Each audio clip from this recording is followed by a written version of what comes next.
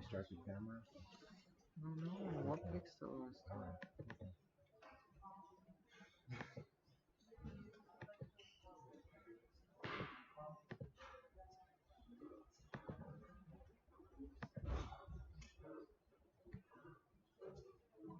Maybe get rid of this.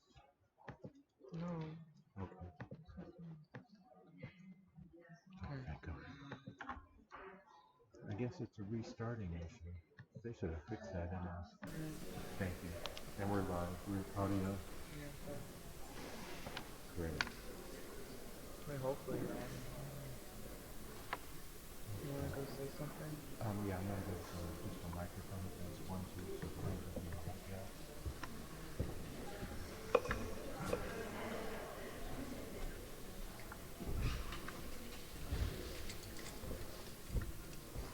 This is an audio test for the live stream broadcast. This is an audio test for the live stream broadcast. This is an audio test for the live stream broadcast. This is an audio test for the live stream broadcast. I'm not gonna touch it anymore. I'm not gonna touch it anymore.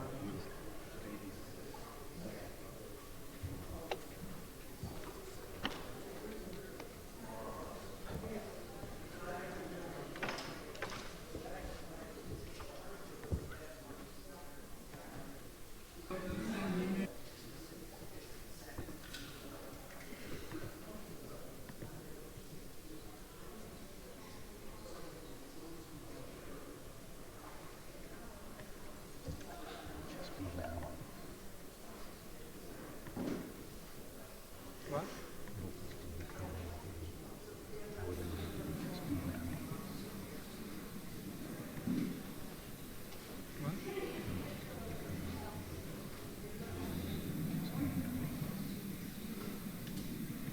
I'll be back here.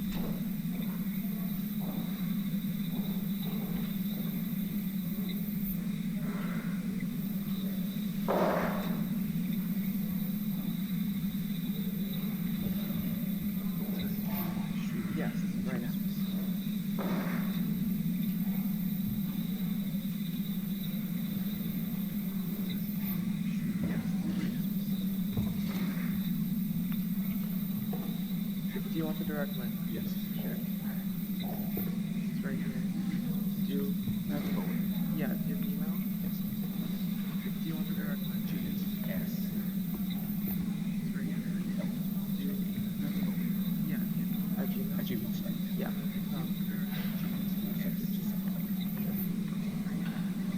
Yeah, no problem. At Gmail. Yeah. Appreciate it. Yeah. Of course. Yeah, no problem. At Gmail. Yes. Yeah. We'll be able to watch that next time. Or they can watch it faster.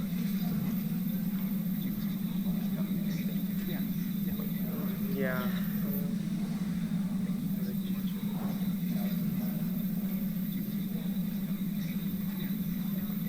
Yeah, it's great.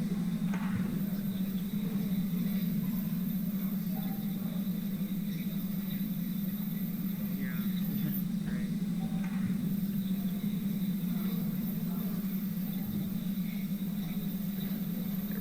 Right, great, yeah. I'm gonna give it, yeah, this is us now.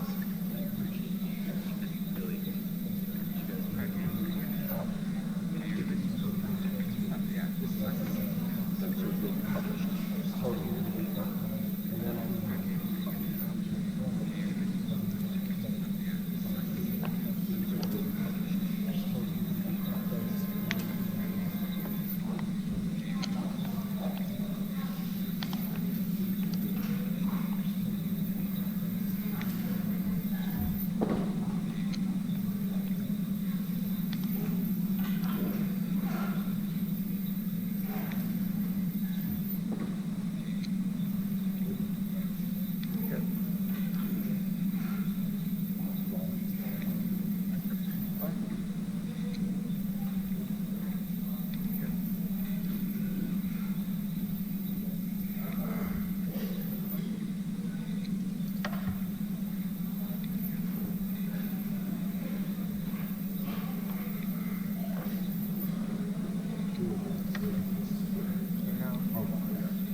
Like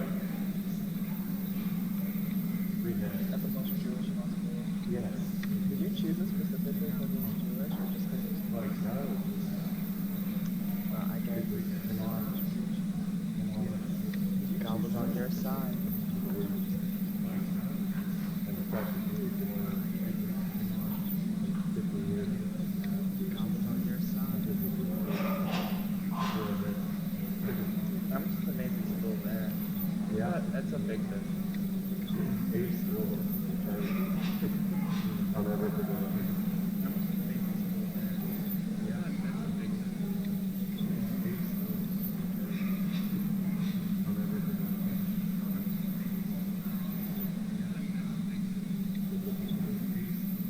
But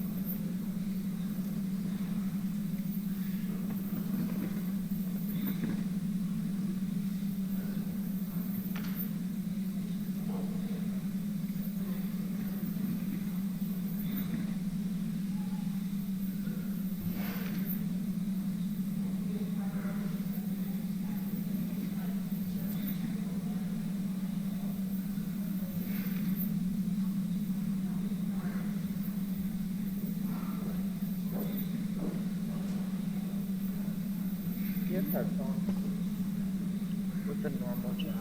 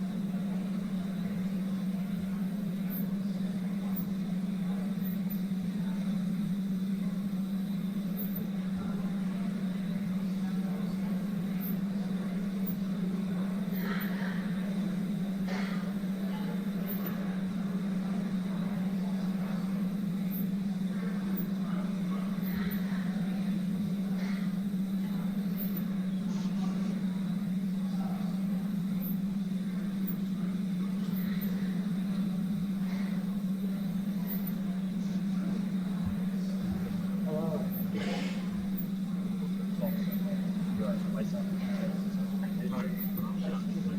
this helpful setting us up. So far,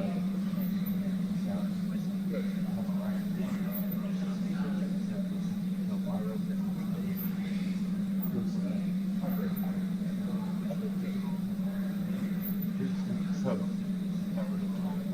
great. Thank you. Good. We're all good. Yes. We're recording and transmitting. So, thank you. We're all good. Yes. We're recording.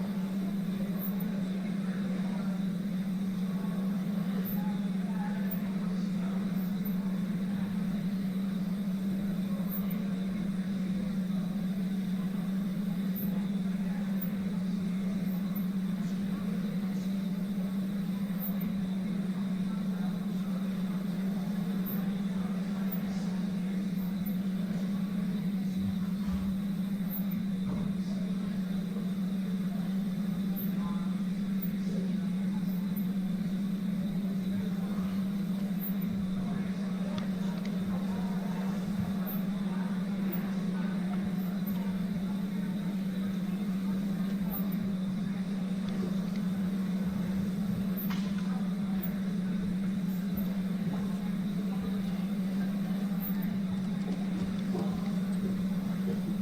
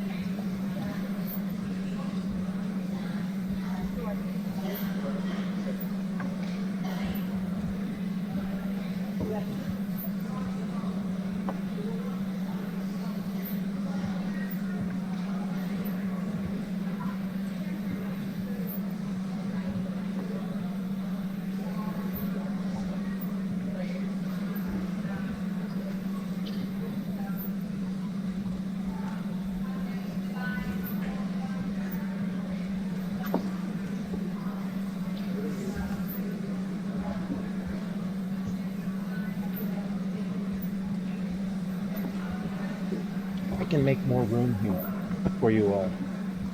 If you need, no problem. No problem. Thank you.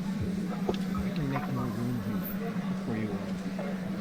If you need, no problem. No problem. Anyway, thank you.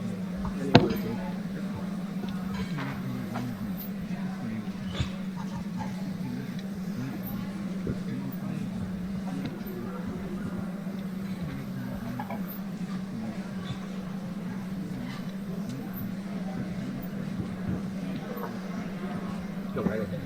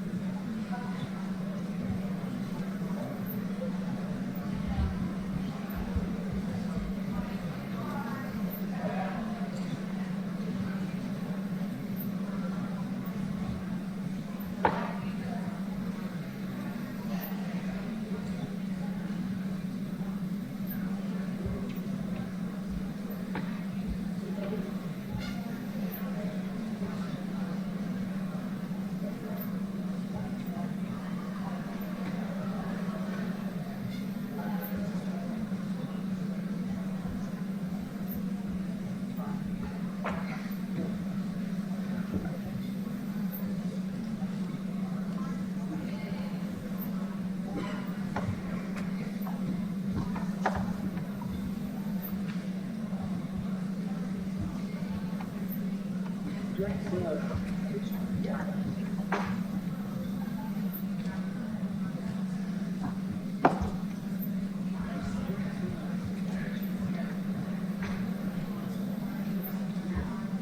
a little more.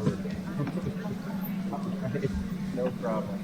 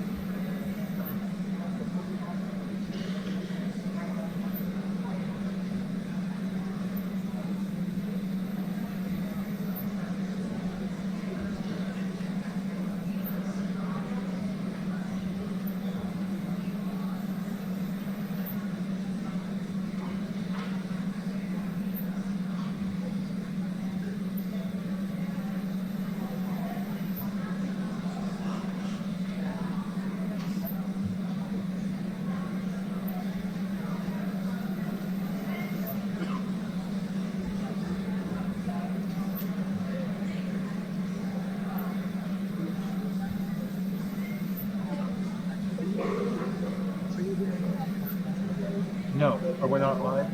What? We are live right now. Yeah, do you have the link? No, or we're not Do you have the link? Okay, great. We are live Oh, right now. no, it says we're live right now. I'm viewing it right now. Yeah, do you have the link? Do you have the link? Okay, great. Oh, no, it says we're live right now.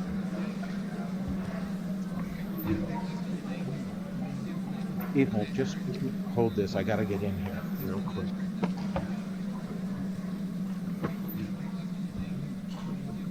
Ethan, just hold this. I gotta get in here real quick.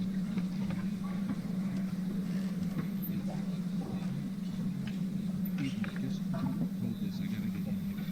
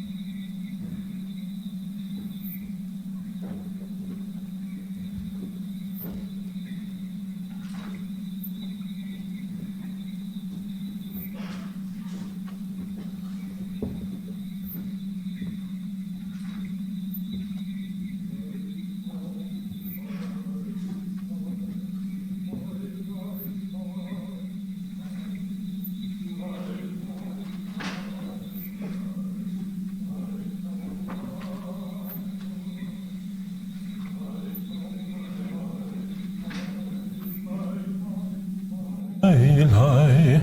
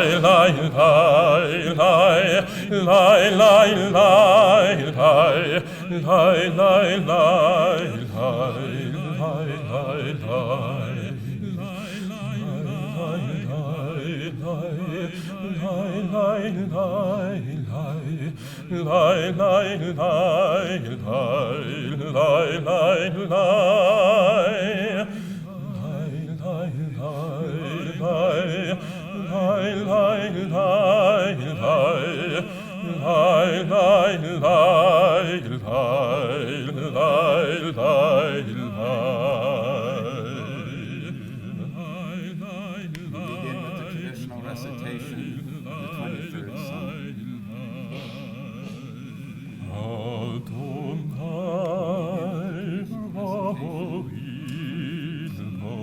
Psalm.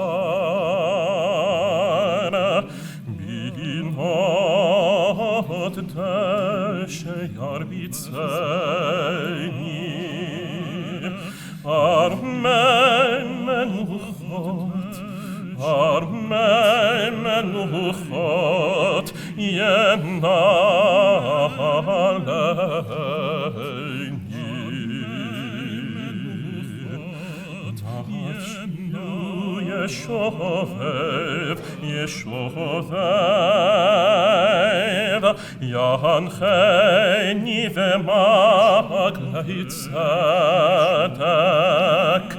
Yancheni v'maglei tzedek, leman shemo. Gam ki eilech beker tzar mavet, lo ira ki ata imadi, shiftecha umishamtecha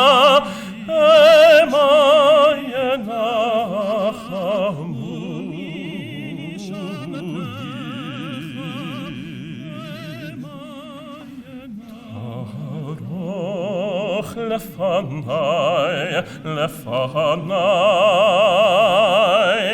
shurchanek etzorevai, gishanta והשמן ראשי כוסי רוויה.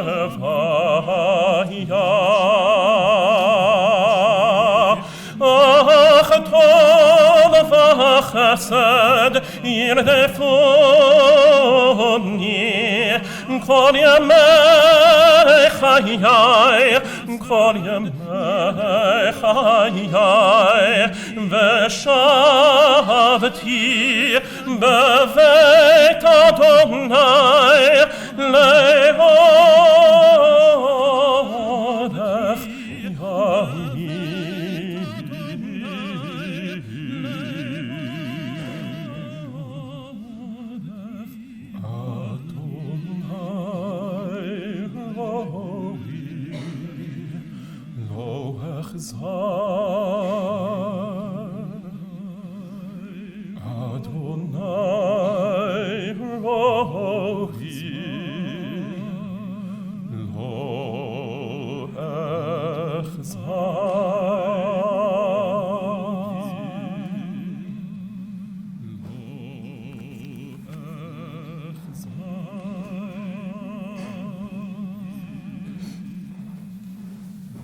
The Lord is my shepherd, I shall not want.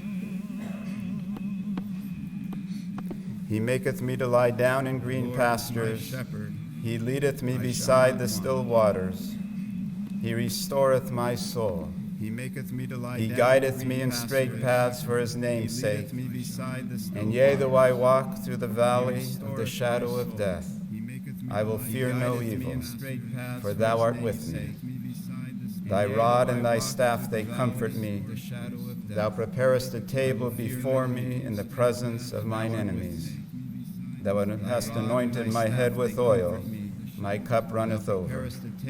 Surely goodness and mercy shall follow me all the days of my life, and I shall dwell in the house of the Lord forever. Surely goodness and mercy shall follow me all the days of my life. Deborah and Paul recently related to me a story about Aaron at the age of 3. When they went to pick him up in preschool, one teacher described to another which child they had come for as the boy who smiles with his whole body. She immediately knew which one. Aaron's smile lit up the place. Already at his bar mitzvah here in this sanctuary, he spoke about the importance of living life to your fullest. And he did so in his 30 years. He impacted others by opening up the world to them and making each person feel special. His connection to the Jewish people, and in particular to the state of Israel, came from deep within him. It resonated in his core as he sought ways to effect change in Israel in a positive way. We, his community here at Brotherhood Synagogue, were immensely proud of him and his service to Israel. Today's memorial service is a celebration of Aaron's life. There are certain themes that will emerge from the speakers today that will capture the spirit of Aaron. Every one of us has stories about Aaron that speak to his vitality, his friendship, his passion for life. It is up to us to determine how Aaron's spirit will live on in us, how his life and his legacy will affect how we lead our own lives. I'd like to call on his dear friend, Mark Wilson. Life and his legacy will affect how we lead our own lives. I'd like to call on his dear friend, Mark Wilson. I guess you can say Aaron impacted a lot of people. How do you put on paper words that do someone justice that you've known for nearly 20 years? Where does one begin to try and capture the moments that meant the most? Was it the time we slept in a van while traveling through the French Alps for 5 days, and you just laughed at how much I hated it, but was proud of me for realizing that all that mattered was that we were on the mountain first and we were together? Or is it the time you left the army early because it was my first time in Israel, and you wanted to be at the airport waiting for me, yet of course you were late? But it didn't matter. It didn't matter because you showed me what true friends do. Or maybe it's actually that time you jumped in the ocean with me in the middle of January to be there for me. Even though it was cold, we still smiled and we celebrated life.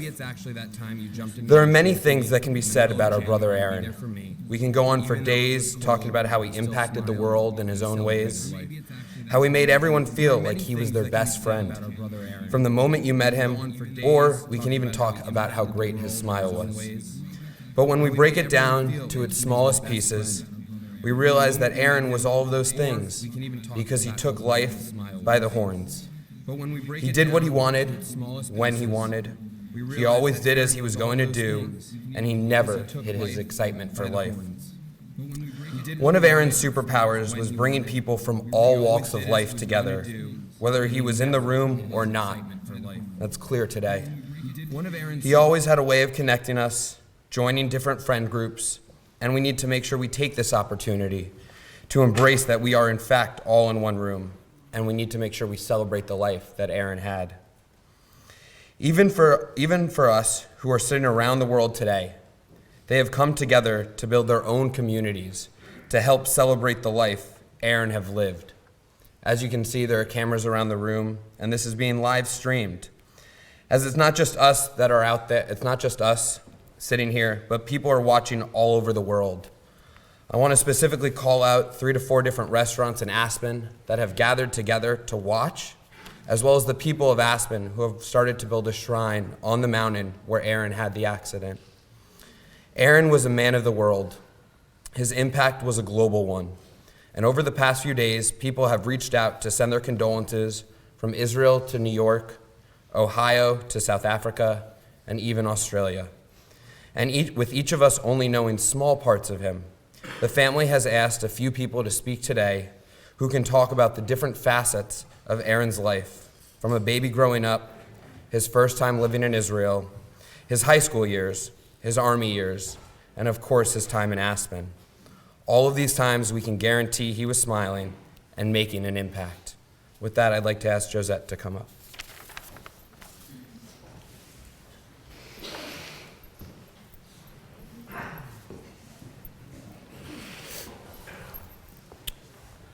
Good afternoon.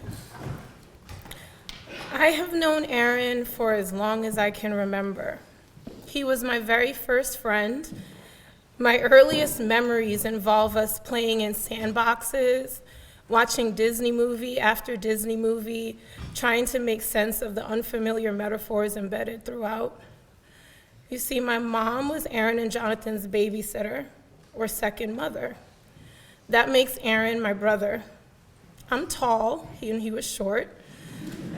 I'm black, and he was white, but we were family. We were carefree during those days. All we did was play for endless hours, annoying Paul and distracting him from getting his work done. We had outrageous imaginations and only cared that we were together, living and enjoying life. Aaron and I made so many memories together. There is one, however, that's my absolute favorite. We were having so much fun one day that we did what most kids do, wait until the very last minute to make it to the bathroom. Well, on this day, Aaron and I both had to poop at the same time. We both stood there in front of the bathroom, writhing in our clothes, jumping up and down because we couldn't hold it much longer. Suddenly, Aaron took my hand and he said, "I have an idea. You'll take the toilet and I'll take the tub."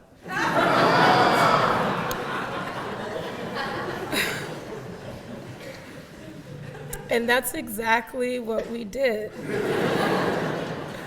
I sat on the toilet and he sat over the tub. We sat there for what felt like forever, just talking. As much as this memory makes me laugh, the ridiculous image of 2 kids, 1 boy and 1 girl, using the bathroom at the same time, this is not why this memory sticks with me. This memory sticks with me because of the words that we shared that day. Aaron and I sat there and thought about how much we loved each other and how absolutely awesome our lives were together. At the age of 5, we decided that we understood what marriage should look like. Our friendship. On that day, Aaron and I decided that if we turned 30 and were each still single, we'd marry each other. It was our pact, and each time we reconnected, we'd remind each other of it. October was the last time I saw Aaron. He was visiting New York City following a trip to Europe. We all sat at the dinner table as a family, me, my mom, and my brothers, Deborah, Paul, and Aaron. We ate the amazing dinner he prepared for us and reminisced about the good old days. The poop story was brought up again, as was our pact. Everyone laughed as Aaron responded by saying, "Hey, I'm not 30 yet." Of course, he wasn't ready to settle down. He was too busy living his absolute best life and living it to the fullest. Every exciting venture Aaron took on, I secretly wished I had the courage to take on myself. From his pierced eyebrow, to skateboarding, to leaving New York and moving to Israel, and several years later living in France, and snowboarding everywhere from the Alps to Argentina. Aaron was fearless. He did whatever he wanted to as long as it brought him joy. As I stand here today, I realize that this is the legacy that he has left me with. Live life, Joe. Do what you want, exactly what you want, as long as it brings you joy. If I could sit next to him one last time, I would tell him, I love you more than you know. Thank you for being such a wonderful friend to me. Thank you for loving me and always finding time to check in even when we were thousands of miles apart. Thank you for showing me what it means to take risks and live life unapologetically. You are valued, so inspirational, and so loved.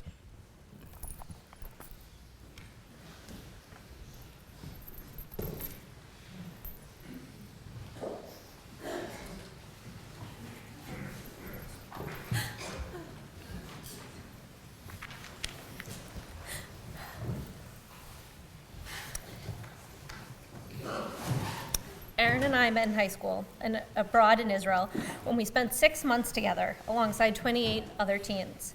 Each of us came from different backgrounds from all over the United States and Canada, but immediately bonded. On the flight over to Israel, we were all so excited that we barely slept. We turned the plane into our own personal party, walking around the aisles, giggling with each other as we hung over the backs of each other's seats. From that day, we were all connected by an unbreakable bond, one that we only share together and will be with us forever. Many of that group are here today, and the rest I know are tuning in to be with us virtually.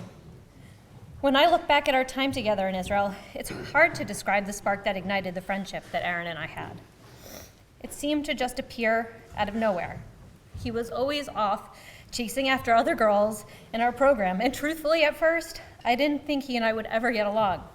He was this cool, fun, down-to-earth New York City guy, and at the time I was a stereotypical Jap from New Jersey. But somewhere during our time, we just clicked, almost effortlessly.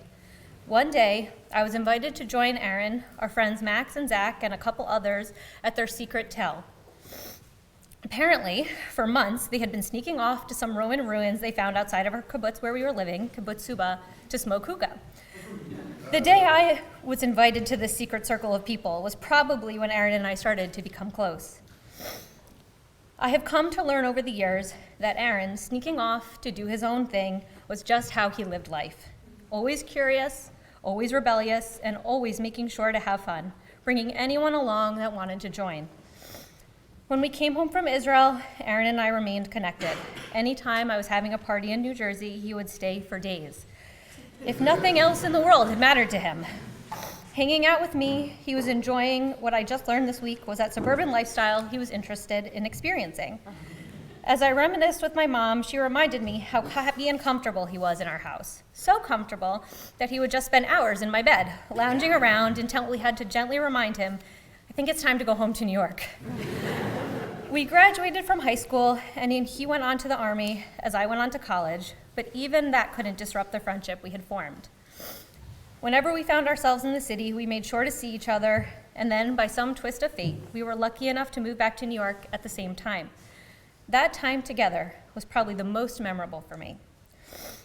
Aaron invited me to start spending time with he and his family here for Shabbat, Brotherhood Synagogue. For years, I made it a priority to come almost every Friday. Being around them was like being around family, warm, comfortable, and judgment-free. You guys are the kind of family that nurtured and supported his passions and taught me to do the same.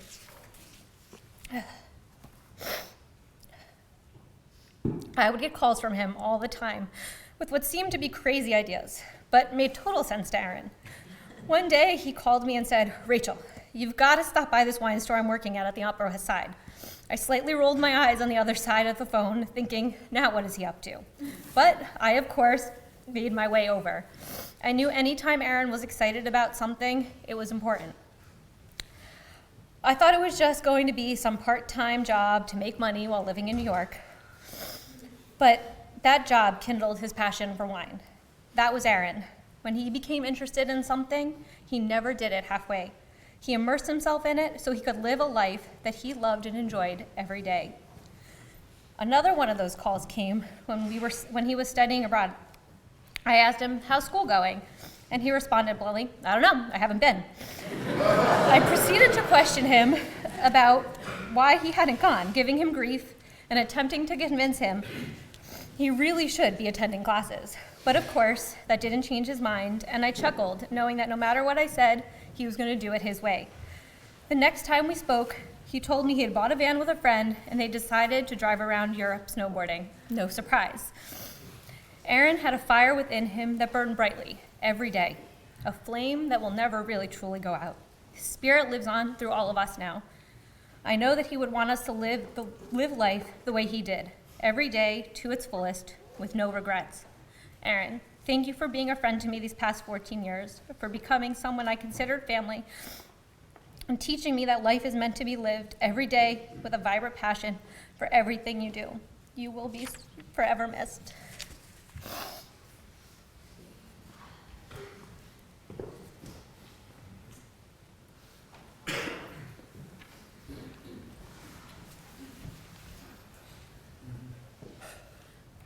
Aaron is known by many as a mensch, a sommelier, a multilinguist, a defender of Israel. He lived around the world making friends wherever he traveled. I personally experienced Aaron as a cyclist, a snowboarder, and an active mind. I attended middle school and high school at School of the Future with Aaron. It wasn't until college that Aaron and I started popping into each other's lives, that smile evidently glued to his face. In October 2012, as Hurricane Sandy hit New York, Aaron and I walked to the East River to watch the water rise over the wall to street level. We thought this was awesome. Jumping against the intense winds to get some air. You know Aaron was able to fly, never limited by gravity. After my house was wrecked, Aaron came over to help clean up and bring some joy to this strange experience of being in a flood. His smile contagious and laugh impenetrable. After the gracious offer of the Hills to give me shelter in their home, I gladly moved in with Aaron. I was treated as family, as I still am today. I loved this part of my life, and I'm grateful Aaron was in it at this time. Aaron filled his time as best as possible. He would soak up so much information about any topic that interested him, always willing to take the time to teach anyone. Aaron taught me about wine, about Israel, about snow sports, and about brotherhood. He was inclusive. Aaron loved to host, loved to be hosted. He wanted as many people to join the party as possible. He loved medium crowds so he could hop around, always seeking friends, new and old. All were invited if Aaron was going, permission or not. He enjoyed all climates. He loved rolling in the snow, taking his shirt off in any heat, and didn't mind biking through rain. He took nothing for granted. Biking to the Tron soundtrack, watching GoPro footage with a glass of good wine, watching further, saying prayers on Shabbat, challenging each other's thoughts and opinions, meeting new people, asking about their interests, climbing through a window to surprise me on my birthday, being brave, being fearless, being here, New jobs, new experiences, new friends, biking summer streets, FaceTiming without a shirt, ever. I called Aaron last year and told him my plans to move to Israel. He listened to my story, never interrupting. He followed by telling me, indeed, he also had plans to move to Tel Aviv. This felt like Beshert. Here we go. Aaron and I are going to Israel. Within a week, classic Aaron fashion called me to tell me, forget Israel, let's go to Australia. We did spend a few months, Aaron teaching me Hebrew. He typed the Hebrew, typed what it meant, and then sent me a soundbite of him saying it. I am forever grateful I can hear him speak Hebrew anytime I want. Truly special.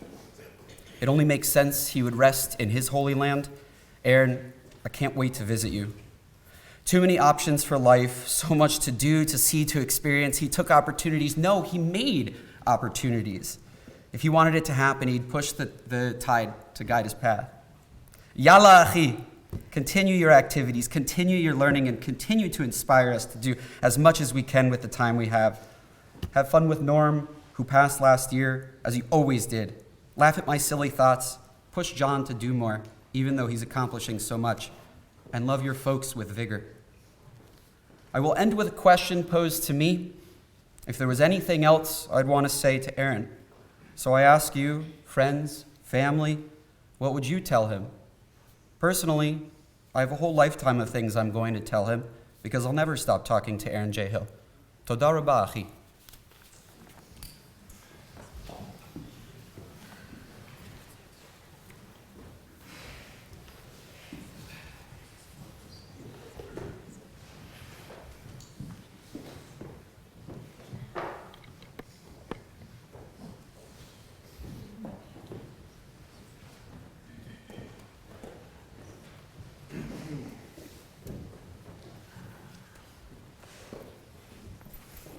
Is it on? I'm gonna go off script for a second. I think it's blowing up. Yeah? There's no mic. There's no mic. So I'll have to talk loud.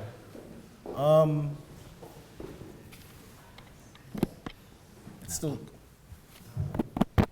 No. You have to talk loud. Oh, okay.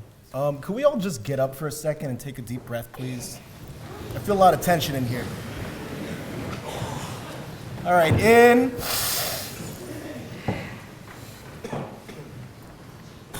Out. Sit down.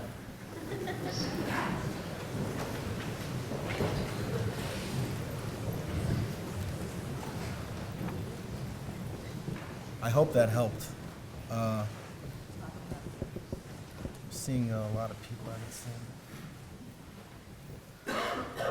So, first time I met Aaron, we were in basic training in Golani. I already known who the Americans were in the Army, but I never had a chance to really meet them. Found out that... Louder? Okay. Oh. You can speak from one of the mics up there. There's a mic up here? Oh, great. My friend?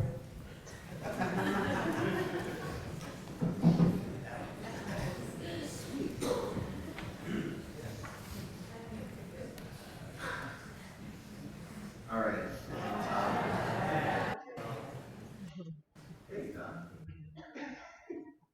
First time I met Aaron, we were basic training going on. I already know who the Americans were in the Army, but I never had a chance to really meet them. I found out that Aaron attended school at Future Manhattan, where a lot of my friends growing up and attended. So one night, when we had free time, I caught Aaron walking around base, and I called him and said, "Yo!" He turned to me, as a New Yorker does when they're called out in public. And I go, "Do you know Roman and Milo?" His eyes lit up. He goes, "Yeah, how do you know them?" So we went down the New York City rabbit hole of who knows who, according to the public school experiences, all that stuff. Yeah. And it's not out of the ordinary for people to leave their countries to join the Israeli army in groups and either go to the same unit or just serve together. And it's also not out of the ordinary for people to join the same units together, having met in Israel, making the decision to take the journey together. It is out of the ordinary to find somebody on base in the army on the other side of the world. We went to high school with people we went to elementary school with. So as we went through the army together, we didn't just serve as reminders of the U.S. or the English language for each other, but also for our hometown, our slang, our way of talking and walking, even the way we fold pizza. It was the same. And in a high-pressure army that pushes people to their limits, it was a huge privilege that we had each other. I'm supposed to talk about my experience with Aaron in the Army, and you probably are expecting war stories and jokes. I feel everyone has their own war stories and jokes with Aaron. Our service between 2008 and 11 was nestled right between two major operations in Gaza that we were lucky to not be part of, where our unit suffered major casualties both times. The jokes of the Army are great for conversation, but the actual things we did in the Army and the jokes we shared don't really paint the picture of Aaron the soldier. We'll, however, talk about any of those other times where we can trade stories. After doing 6 months of basic and advanced training, Aaron and I put together our permanent units for the rest of our service. We went to Nablus in the West Bank, Gaza, and Lebanon. We also had training periods in the Golan between being on deployment and those three areas. All three borders and training periods have their own challenges and unique situations. What's most important here is how the unit behaves and places, moreover, how the individual soldier acts. In Gaza, for example, the threat of escalation was imminent, and we had to be ready to respond to situations in under a minute. In the West Bank, we interfaced with people who we had no real way of communicating with, and needed to figure out how to prevent the worst situation from happening. In Lebanon, we were basically in a standoff with the Lebanese army waiting out for all-out war. And in training, we worked hard on perfecting our skills and maintaining fitness. Aaron the soldier performed all his tasks.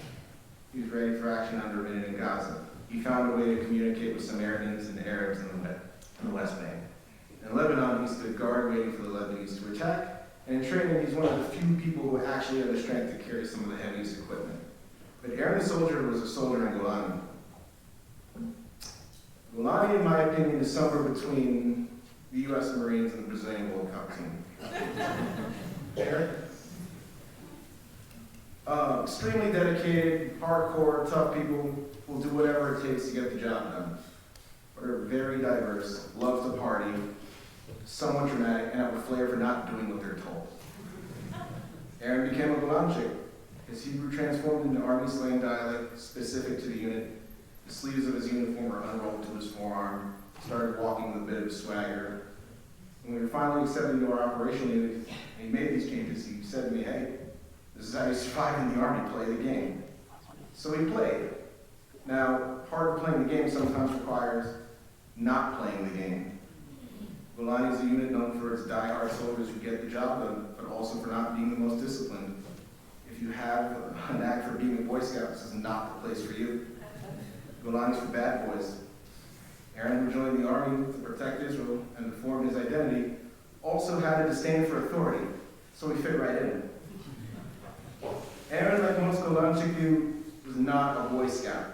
He took the Golanchik world quite well. He got his regular tasks done, but didn't care too much for things like showing up on time, shaving, tucking his shirt in. He didn't care too much about shining his boots or making sure his pant legs were braced above the boots. He did, however, run every workout session, stand guard duty, and carry the heaviest equipment in bags every operation. Aaron's disdain for regular discipline got him in trouble a few times. I had the same issues too. The Army's a chaotic place where normal logic doesn't apply. We both struggled with this and at least got to scream in the middle of the night how insane the system was. But it's a system made by humans and ran by humans, and we all made our mistakes in the Army and have had our fights with authority. There is no perfect soldier, just soldiers who figure out how to make less mistakes. The Army being as difficult as it is didn't stop Aaron and I from laughing when we could. I'm not sure if it's a trait of New Yorkers or just being so familiar in certain ways. We shared a dark sense of humor that helped us get through the military. When things would go wrong, when we were given an absurd order, we found a way to laugh about it and carry on. The last thing I want to say about Aaron in the Army is that while he was a fighter loyal to the cause, his rebellious nature also had a creative side. During the end of our service, while we were in Lebanon, Aaron talked about attending NYU after the Army and becoming a director. So we started writing the beginnings of a script for a movie. When you're stationed in Lebanon, there's a lot of downtime. During guard duty shifts, we would visit each other and write and rewrite what the story was. We called it "Dude, Where's My Gun?" This bad soldier falls asleep during guard duty and wakes up to find that his gun was missing. The soldier ends up on a crazy misadventure, only to wake up and find out it was a dream. While we were on the Lebanese border for 6 months doing 8-hour guard shifts, thanks to Aaron critical editing, we only got one page done. After the Army, Aaron the veteran was there for John and his friends when they went through Operation Sukitan in Gaza. We went out with him and his friends to grab drinks and talk and kind of de-stress from the whole thing. We didn't go through that operation, but our commanders in the Army were in the Ofere Zuka operation in 2009, so we had a feel for how those types of campaigns weigh on a person. We made a point to do something about it. Brothers in arms is a common descriptor of what a combat team is in the Army. You eat, sleep, and do everything together around the clock. You really get to know each other. Yet, because of the unique circumstance Aaron and I shared, it was more than that. We knew each other as soldiers, lone soldiers, New Yorkers, and downtown New York City public school kids. The complexity and depth of our relationship was bizarrely unique and special. And having gotten to know him and watched him evolve over the years, I can say this. We knew a lot of people here in the city and in Israel who did not survive, be it by drugs and or their own hand, be it accident or intentional. Aaron lived his life how he wanted until the very end, and not many people can have that said about themselves. Aaron, I'll miss you, and I'll think about you always. Thanks for the memories.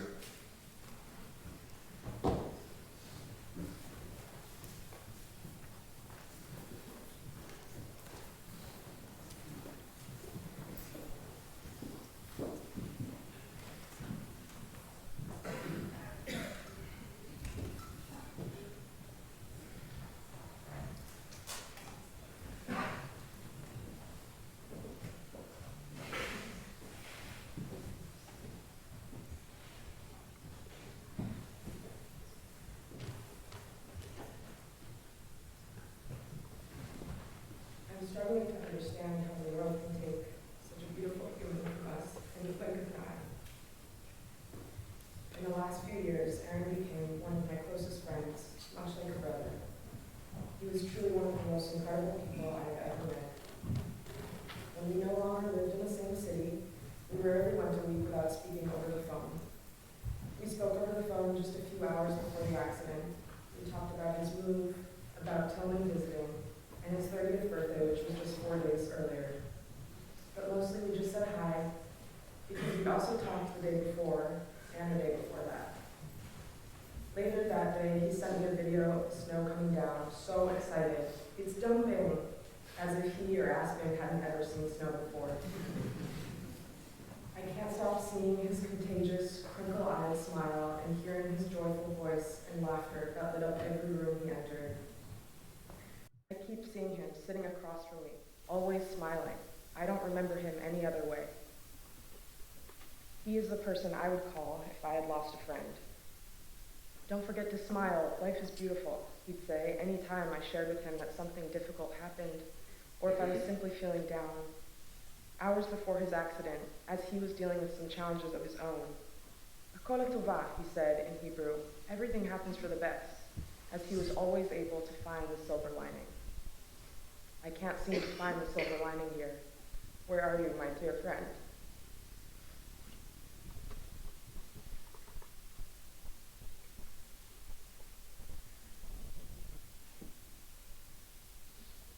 I keep going for my phone to call him, and I can't believe I won't ever get to see him or hear his voice again. I have letters in his writing, some in Hebrew, some in English. I wish I could just send him one more, and maybe that's why I keep finding myself writing these days. He wanted to fall in love, and he spoke with me often about wanting to experience that with a girlfriend. He was passionate about snowboarding. He was obsessed with nature, the mountains, and traveling this beautiful world we live in. He spoke at least 3 languages fluently, fluidly moving between a variety of cultures that he adored. He loved sparking interesting conversations with strangers and made friends all over the world. He loved good food and cooking meals for his friends, paired with great wine. He loved Israel, where he voluntarily served in the IDF and where he will be buried. Excuse me, but he absolutely loved and lived the fuck out of life. We exchanged photos wherever we were, most of which were out camping or hiking or swimming in nature, watching the sun rise or set, or sometimes just a simple but beautiful flower we passed on the street that we knew the other would appreciate. He drove 4 hours from Denver and then flew out to Oakland to surprise me on my birthday last year. He and my boyfriend Dan totally bonded, and after that, Aaron made it clear that he loved Dan as well. We all wished that we lived closer to one another and could spend more time together, brainstorming ways to make the distance shorter. With every phone call, simply hearing his voice filled me with joy, and many times we both made it clear that was purely the purpose of the call. Some of you today may not have had the privilege, the gift of knowing Aaron. Maybe you're here supporting a loved one today. But if we were all gathered together under very different circumstances, and he were to walk into the room with that gorgeous smile of his, just know that he would have made you feel like the most interesting, most important person in the room. And by the end of the party, he would have left you feeling like you'd just made a best friend. Aaron was real and hysterically funny. He was supportive and loving and so much fun. He did everything he did 110%. He lived fully and made sure every moment was an adventure. It's how he lived his life, and it's why he's gone. He was determined and always thinking about his life and where he was headed, but he was so present and engaged with anyone he was with or anything he was doing. He was a gem, an angel, a truly magical human. For about a year in New York, I remember he lived without a phone, wanting to live unattached to what he felt society demanded of us. I remember so many times speaking over the phone and then setting up a meeting place in the middle of Manhattan. I would often get a call from a stranger's phone with Aaron's voice on the other line. He'd be running a few minutes late, or hopped across the street to grab some food, or couldn't find me in the masses of people pouring out of the Union Square subway station. But I always found him with a sweet and sparkly glimmer in his eye and a huge smile across his face. He was always amazed by everything, by everyone, and every moment of everyday life. Looking back now, it's almost as if he knew he wouldn't be around forever. Aaron's sense of freedom was refreshing, magnetic, and inspiring. He was a bright light in this world, a star as bright as the sun.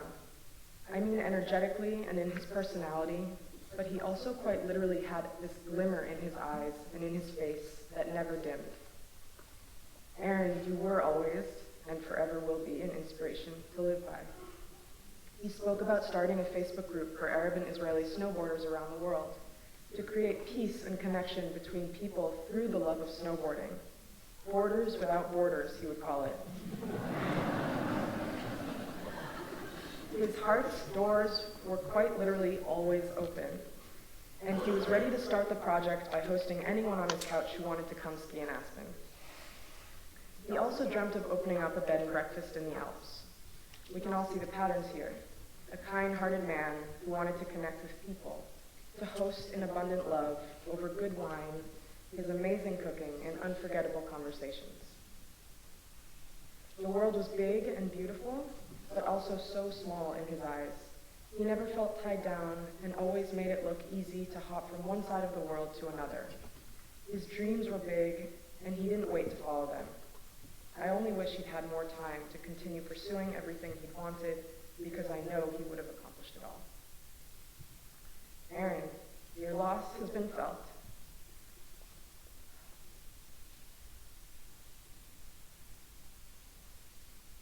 Your loss has been felt among people all over the world. I know that I'm not alone in this experience of friendship with you. The world has been a dimmer place without you. But we will try to keep your light burning bright. Rest in peace, in joy, and in love, my dear friend. To Paul, Deborah, and John, I am so sorry for your loss.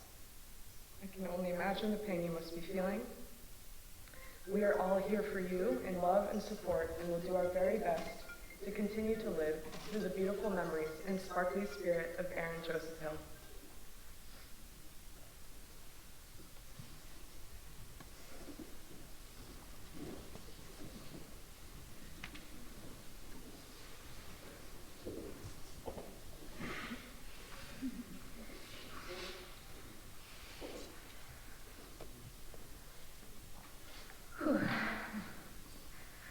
Hi, everybody. For those who don't know me, my name is Donnie. I am one of Aaron and Jonathan's cousins. It's an honor to speak on behalf of the cousins on the Salton side of the family. Aaron's mom, Deborah, and my mom are first cousins, which makes Aaron and Jonathan technically my second cousins. But forget the technicality, because speaking for all my cousins, we've always felt that Aaron and Jonathan were our first. And when I was thinking about my many memories I have growing up with Aaron, and picking which one I would like to share today, a lot of my favorite memories began to run through my head. Whether it was his permanent smile, that if you knew him and you knew his grandfather Marvin, you could see that he was a perfect copy of him. His amazing, fluffy Jufro that always knew how to blow perfectly in the wind. Ordering my first beer ever with Aaron, of course. Him being there on my first day of military training in the Israeli army and giving me the essential advice that I would need.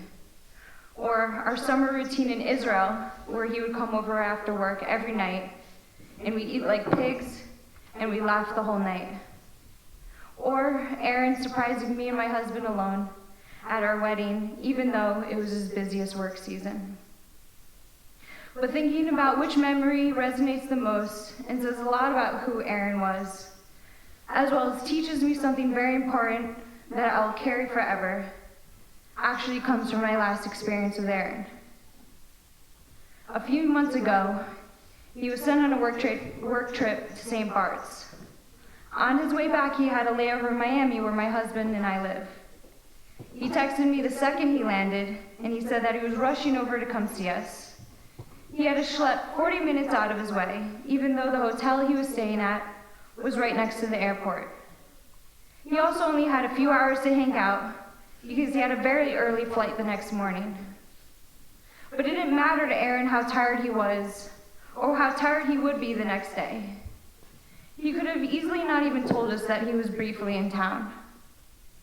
But knowing who Aaron was, he wasn't going to miss an opportunity, even if it was just an hour, to see and spend quality time with the people that he loved. And that's who I believe Aaron was in every aspect of his life. He didn't waste a second. He made sure to spend every moment doing the things he loved as well as spending it with those he loved. And that's why I believe as cousins we felt so close to him. And why I believe that people that may have only met him once feel like they've known him forever. Aaron, I am grateful to have you as a cousin and to have grown up with you. You are truly a good person. And for the people that knew you, you were a source of warm and positive energy. Your ambitions were great. And as cousins, we always looked up to you for following your passions with every little bit of your heart. I love you very much and am proud of how you lead your life, how you led your life, and to see how many people see you the way I see you. I am honored to share the same blood. I miss you, cuz, and I will always continue to. To Deborah, Paul, and Jonathan, I'm here to support you guys in any and every way. I love you guys, and thank you all for letting me share a few words.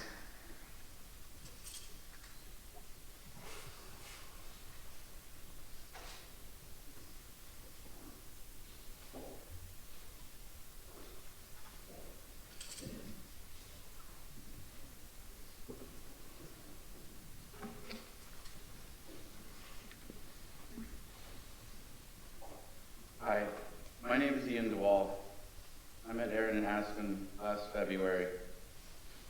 I had no idea how big of an impact it would have on my life. My wife, Jess, and I had been living in Aspen for about 2 years, but had just come back from a few months in Philadelphia, where we were caring for her father during the end of his fight with cancer. As fortune had it, we had an almost laughably bad experience at Aspen Kitchen that night, which was no fault of Aaron's, but as the manager of the restaurant, he took it upon himself to invite us back for drinks and dessert on the house. He said to come in and ask for him. When we arrived, the smile that we would come to know so well warmly greeted us. We cozied up at the bar with two of our friends who were visiting, and rather than just instruct the bartender to take care of us, Aaron got behind the bar, and while the bartender was mixing up our drinks, Aaron leaned in and got to know us. It was one of the things that Aaron could do better than just about anyone else. He made us feel so comfortable, important, and heard. In the week following that night, it seemed like we were bumping into Aaron everywhere. Friendship was imminent. So he joined us for after-work drinks at the Hotel Jerome, which turned into Mai Tais in our condo and conversation until 5 a.m. We talked about Jess's dad, Jerry, and Mark's dad, Norm, about loss, grieving, and celebrating the people we missed so much. Aspen is a place where your friends become your family, but this doesn't happen automatically. It can be a very lonely place for newcomers. It wasn't until we became friends with Aaron that Aspen really felt like home. And Aaron became a pillar of our Aspen family. Aaron was so incredibly loved in Aspen. His enthusiasm for life in the mountains was contagious and inspirational. The news of Aaron's crash and subsequent passing completely devastated our mountain town. Those of us who were closest to Aaron really cannot imagine life without him. As we gathered here in New York, the community in Aspen has also gathered together, shaping up to be multiple memorials throughout town that have converged into one, which is exactly what Aaron would have wanted. He hated splitting up the squad. In the last month of his life, an incredible gift was given to us. The heat and hot water in Aaron's house had broken, and he ended up living at our place. We knew that deep down, Aaron was stressed out and unsure about the future. His lust for life was shining through brighter than ever. We had visitors coming in from all over the world. We went snowboarding almost every day, cooked family meals at home together, hung out in the pool, hot tub, went out dancing, enjoyed delicious wine. We were living life to the fullest. We celebrated Aaron's 30th birthday with a party at Buckhorn Cabin on Aspen Mountain, and he was glowing.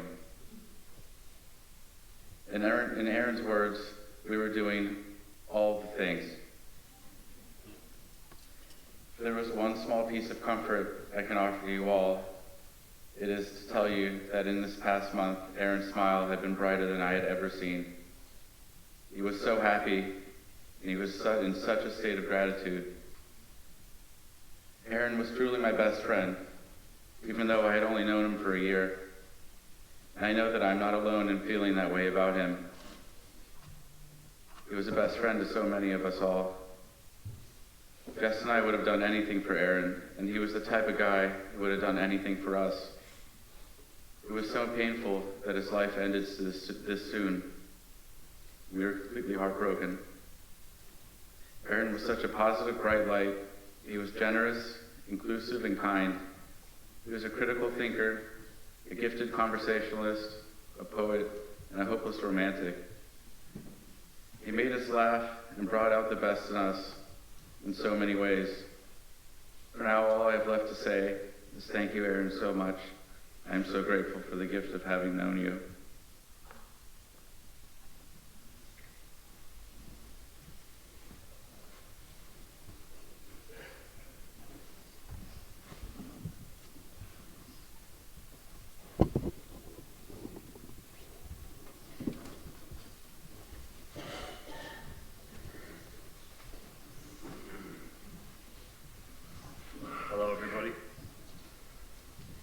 Tillman. I'm very glad Aaron and I met a little over 4 years ago in France. I would have never expected that such a strong friendship could have been formed in such a short time, but that was Aaron. We met in Lyon looking for an apartment. It soon became clear that the main reason we had both decided to study in Lyon was to be close to the Alps and to go snowboarding. Aaron had come from New York, I had come from Berlin. We realized we would need a car to get into the mountains. So 5 days later, we were driving with my grandma through Germany looking for a van to buy. This is so characteristic of Aaron. Somehow he had this great ability to go up to anyone, talk to them, and form a strong and lasting friendship within a couple of days. In the days since he passed away, it has become even more apparent to me how many people's lives he has touched and how many people he has inspired. Hearing from all his friends and family, it feels like Aaron packed 3 days worth of activities in just 24 hours. Mostly, Aaron worked 13 hours a day, went snowboarding or just went up into the mountains every day. He cooked dinners with his friends and family and still managed to stay in touch with all the family and friends all over the world, making sure he would call everyone on the phone as often as possible. Aaron, I feel like everyone can learn from the way you lived your life. To all his family and friends, in his last days and hours, Aaron was as excited about life as he ever was. The night before his 30th birthday, he cooked an amazing duck, which he had been preparing for close to a week. His birthday he enjoyed to the fullest. While we were going out to go snowboarding at night, he kept telling me how happy he was that the shrimp he had made for us that night for dinner turned out so good. In fact, the best shrimp he had ever cooked. He was so proud.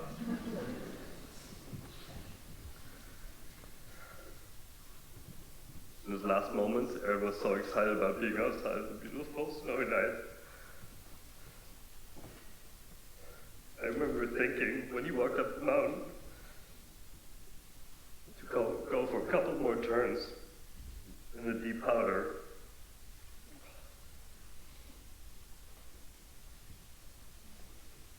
Wow, this man has so much energy to race up the mountain at this speed. I couldn't have done it.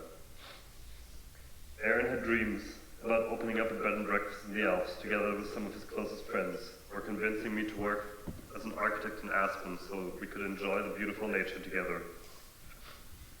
The last big dream he would not stop talking about was starting not-for-profit in Israel to teach Jewish and Muslim kids to ski and snowboard together. Aaron, you were one of my best friends, and I'm so thankful for all the very special moments we were able to enjoy together. Aaron, I love you.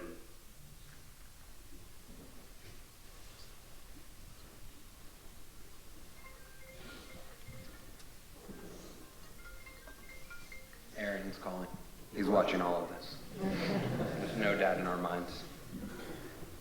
I want to read something from Tali, someone who knew Aaron as a very young age.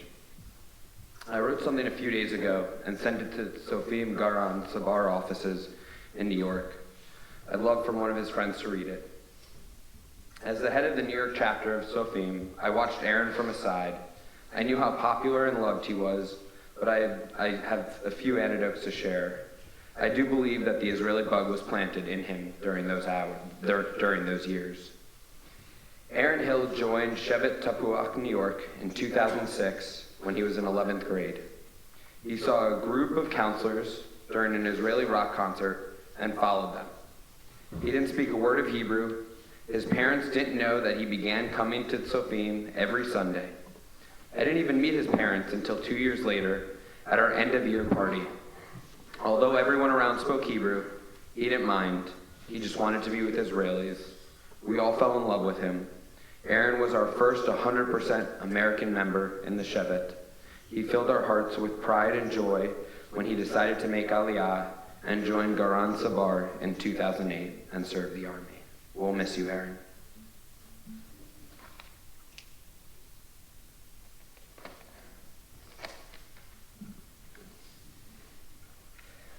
Hearing everyone talk and share their stories and own personal moments of Aaron has only inspired me, and I hope all of you, to live your lives a bit more. Take the chance that you've been debating, do something that you've been scared to do, and most importantly, smile every single day that you wake up. Jonas Salk once said, "Hope lies in dreams and imagination and in courage of those who dare to make dreams into reality." And that is certainly what Aaron Joseph Hill did. He didn't only talk about things, but he made his dreams into a reality. In a couple of moments, we'll close up the memorial service, and we ask that everyone join us downstairs in the community room. The Hills would like to ask of two things. One, please come and say hello to them. While they're not sitting Shiva, they're going to be sitting and they're receiving, so please come share stories. And lastly, and most importantly, take the time to sit with the new group downstairs. Share Aaron's stories with one another, and make sure that as we all continue to mourn, we remember that Aaron lives on within each of us. And it's up to every single person in this room, every single person watching and all around the world, to share Aaron's stories with their friends, with their family, and with random people they meet, whether it's ordering wine or skiing down the slope. Don't ever forget that together we will keep his legacy alive.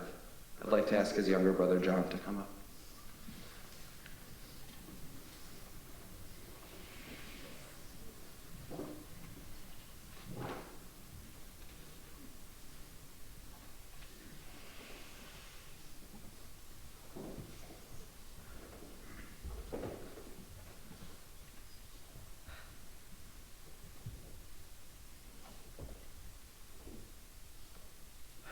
Good afternoon, everybody. Thank you very much for coming together today. It's very clear how much Aaron impacted people all over the world, and I really thank you from the bottom of my heart for coming out for him today. To be completely honest, Aaron's death and the events of the past week have left parts of me feeling quite empty inside, and I won't be able to say much here. The pains of losing a brother and a friend are difficult to put into words. And at the moment, I don't know what to say with regards to that pain. That, for me, will be a road that is long and ever-changing. Our relationship was intense in many ways, though in recent years it changed considerably. We became much closer, in part because of more shared experiences, and in part because we are simply getting older together. With that said, the joys of loving a brother and a friend are a bit easier to describe, and so those aspects are what I'll briefly focus on today. In this moment, I simply want to remind everyone in this room the brightness and earnestness of his smiles, the warmth in each one of his hugs, and his absolutely relentless desire to share with other people. That certainly will stay with me forever. I truly am grateful and consider myself very lucky to have been able to share many exciting experiences with Aaron. Together with him and dear friends of his, many of whom are now my close friends, we were able to explore different parts of Europe, Israel, the United States, all over the world. Travel, exploration, language, and really pushing one's own boundaries more than anything are things that over time became part of the fiber of our family. Pushing his own boundaries came very naturally to Aaron. This is one of the first things that I noticed about him growing up. He was always ready to go a bit further, to see what was around that corner, over that hill, or to try and find a way to bend a rule that he didn't care for. He had a way with words, and he had a way with people. And as others have said and will continue to say about him, he could walk into any room and make everyone feel welcome, even if the people in that room were already in their own home.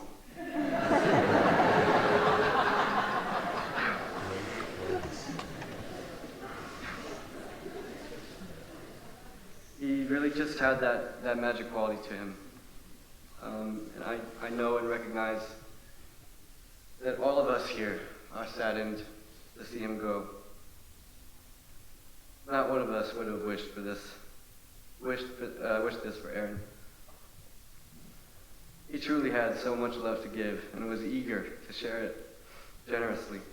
So, while we all grieve together and apart, I would like to ask us all, to remind us all really, to not allow ourselves to be weighed down indefinitely by his passing. Instead, I genuinely wish for us to be forever reminded of his joie de vivre, that joy that surrounded him, that smile and laugh of his. It was always at the ready, of his effortless ability to bring excitement and at the same time calm to those that he loved. So, while we may cry for him and feel at times that we've lost him, he absolutely lives on within each and every one of us.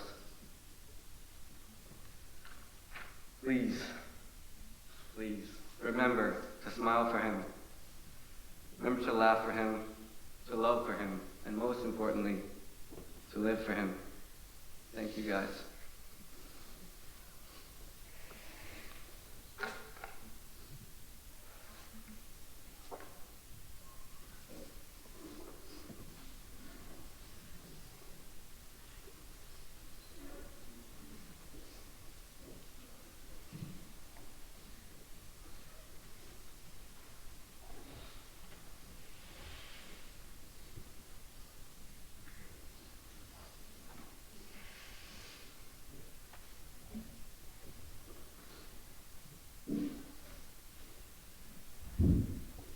We're not proud, we'll stand on the stool.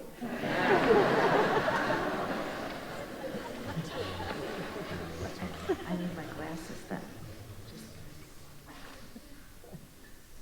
We have a technical timeout if Pepper needs her glasses. She has them. This has never happened to any of you, right?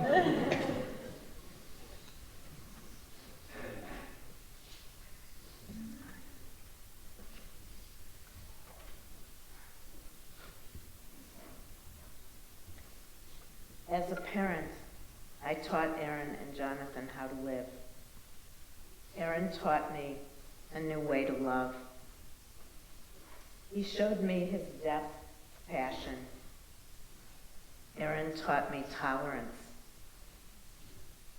He showed me open-mindedness beyond what I knew. Aaron taught me the importance of being silly.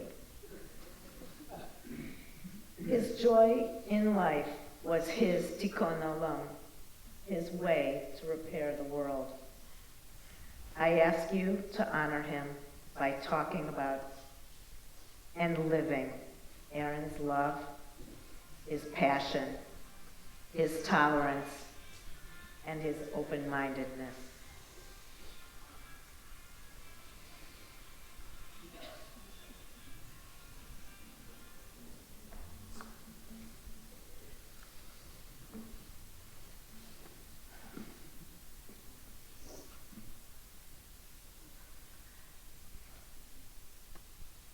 Aaron was our firstborn, and we did not at first know what to do or what to expect. But as each day passed and he progressed, sitting up, walking, we began to realize that we were re-experiencing our own lives anew through Aaron.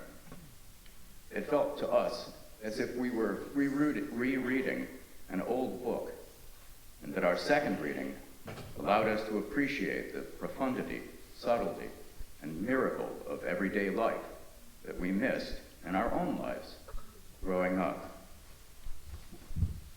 When Aaron was a teenager, he began to lead us down new paths that went beyond our own experiences.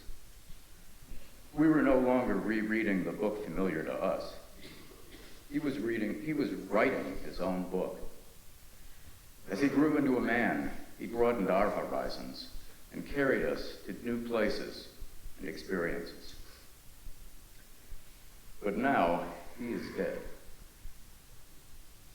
In Jewish liturgy, there is a sentence in the Amida prayer which states that God gives life to the dead. Some may interpret this literally, and others figuratively. I am now, in the shocking aftermath of Aaron's death, surprisingly beginning to realize that my work as a parent is not through. I will always be his father, and he will always be a son, brother, friend, and lover. The Torah also teaches us that each of us has been created in God's image. Could this mean that each of us has the capacity to give life to the dead? And what is life if not spirit? Deborah, Jonathan, and I are overwhelmed by your outpouring of love for Aaron's spirit, expressed here in this room, in other places around the world, and in countless messages, cards, and personal encounters over the past week. It has truly buoyed our spirits. And some, perhaps many here, not knowing Israel, may think that we are going on to perhaps a small party, a small group of people. But let me assure you that Aaron will be accompanied from New York by a minion of people. There are people flying from France to go to Israel. And in Israel, I don't know how many people will be there. I am thinking 100, 200 people, maybe more. A good friend of his has moved out of his own apartment so that we may move in there for a week and sit Shiva. We will be sitting Shiva, but there are so many people in Israel who cannot be here right now, who will visit us there. I believe that Aaron's spirit can positively lead each of us into new realms unimagined only days ago. If only we will each let ourselves go to those places.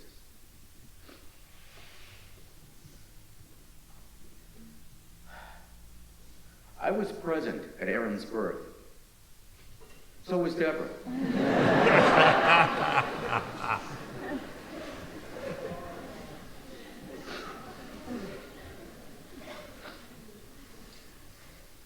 Eight days after he was born, we hired a mohel. He came to our home along with about 30 or 40 other visitors and passed a scalpel to me and asked if I would perform the circumcision of my son, as has been done by our people for nearly 4,000 years. I think, wisely authorized him to perform that mitzvah on my behalf. For the past few hundred years, it has become customary at the conclusion of a funeral or a burial to recite and chant a prayer called El Maleh Rachamim. I could not at the beginning of Aaron's life perform his circumcision, but I can, at the end of his life, recite the El Maleh Rachamim. I'd like to invite Cantor Isaac Yeager to join us. It is a chant traditionally chanted by a cantor. I was concerned at Aaron's circumcision that I would cause irreparable harm. But here today, I hope you will forgive me if I err in the recitation of that prayer. I'll read it in English first, and then chant it in Hebrew. El Maleh Rachamim, exalted compassionate God, grant infinite rest in your sheltering presence among the holy and pure to the soul of Aaron Joseph Hill, who has gone to his eternal home. Merciful One, we ask that our beloved one find perfect peace in your eternal embrace. May his soul be bound up in the bond of life. May he rest in peace, and let us say, Amen.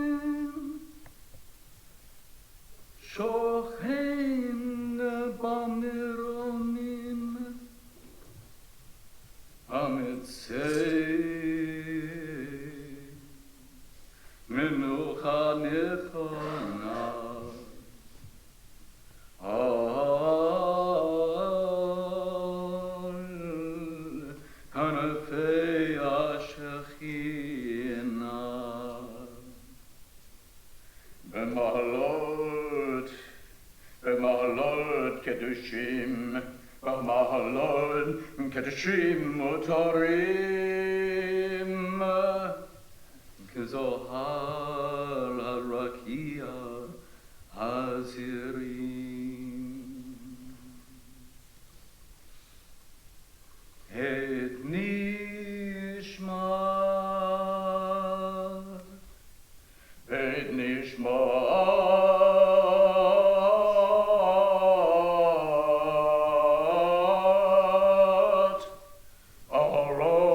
Yosef, ben Shaul Yaakov, v'devorah Sarah, shehalach la'olamo,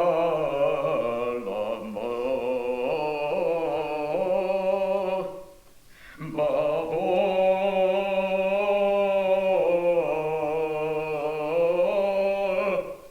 sherli neder eten tzedakah, Yad Azkarot Nishmato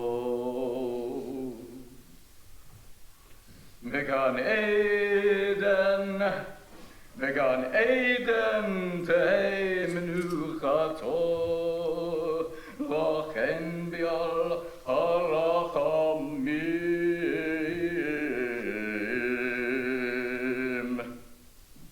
Yastireho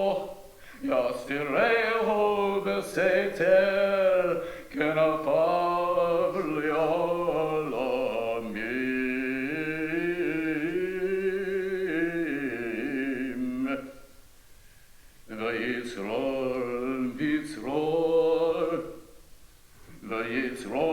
V'yitzror ha'chayim et nishmato Adonai hu nachalato v'yenuach b'shalom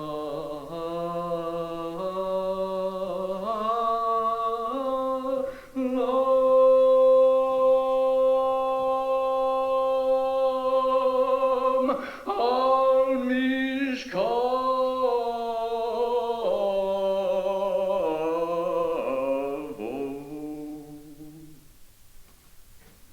v'nomar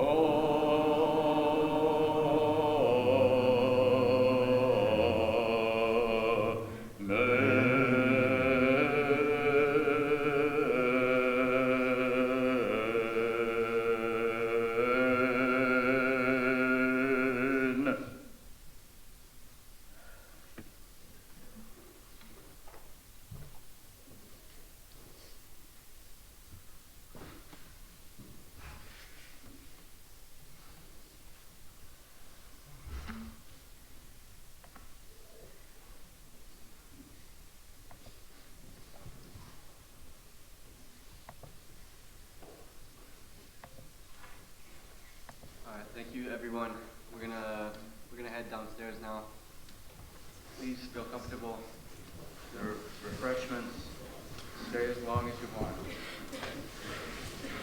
Thank you all for coming. It means so much to us.